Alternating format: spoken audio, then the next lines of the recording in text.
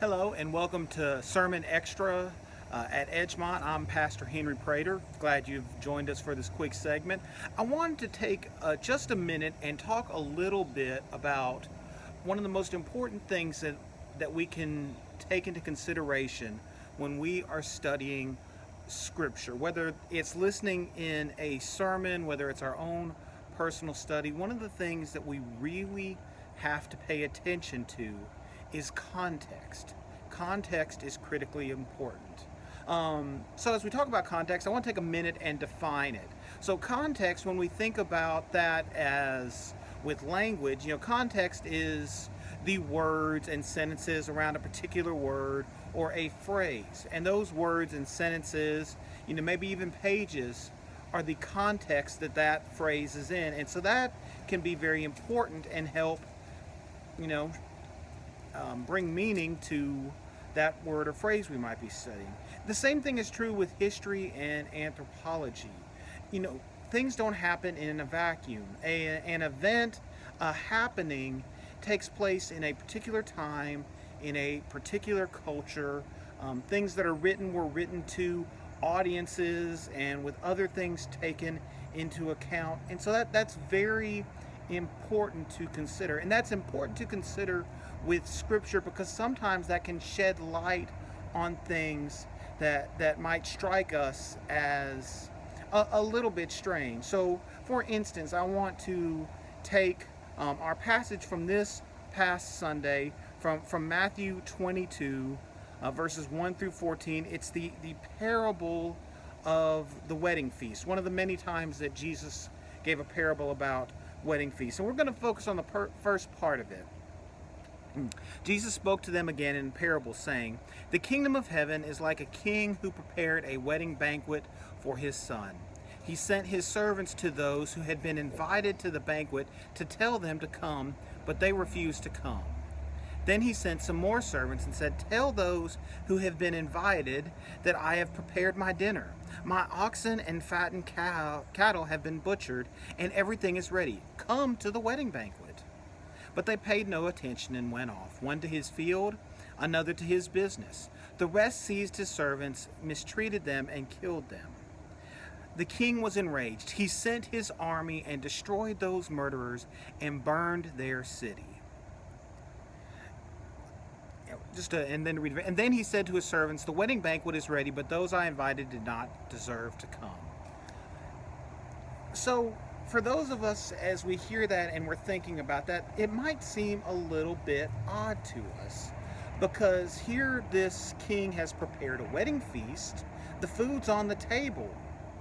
If he then prepares his army to go into battle, destroy the people who should have been there but then didn't want to come and didn't deserve it. There's my dog, if you were wondering, or one of my dogs.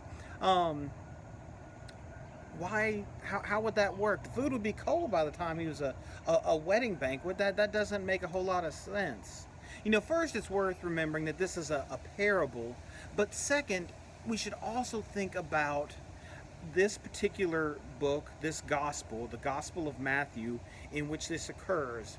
Matthew is really known as the most Jewish of the Gospels. It is believed that Matthew, the author, and his community was a group of Jewish Christians in the diaspora, which is the word we use for the spreading out of the Jews, including those Jewish Christians, after Jerusalem and the temple were destroyed by the Romans in 70 AD. So the Jerusalem and the temple had been destroyed in 70 AD. There's my other dog.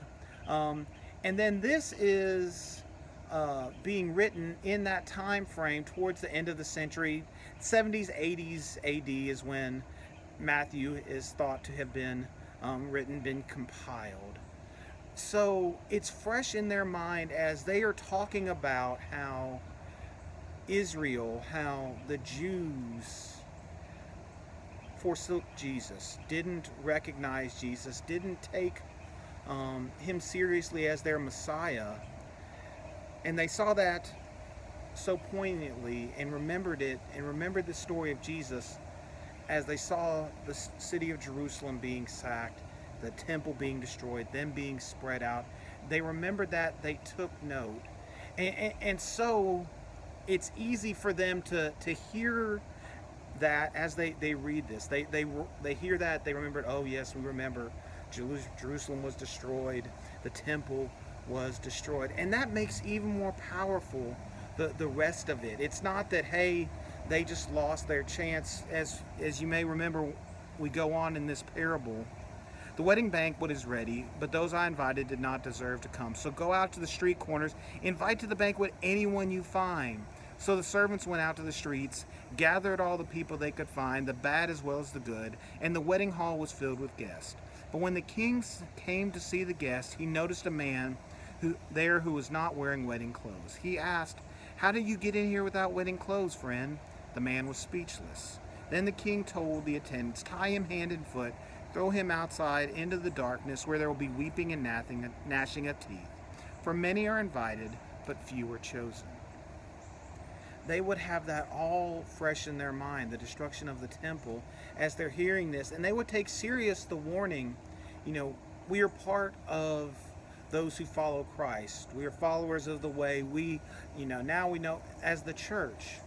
But just because we are at the church now doesn't mean that if we don't actually follow Christ, if we don't actually prepare ourselves for the wedding banquet that God has prepared for us, we could easily end up like our brother and sister Jews in that day. So I think understanding the context that Matthew was writing in, the people he was writing to, the events surrounding the Jewish people of that day really enliven this passage. And that's why we really need to take time to find out the context, looking for good resources, whether it's a good study Bible, whether it's a Bible dictionary, whether we have a friend who we go to discuss those things with. That's our sermon extra for this week. Thank you for stopping by. As always, we'd love for you to like or share, and add any questions or comments you have to the bottom of this video. Thanks.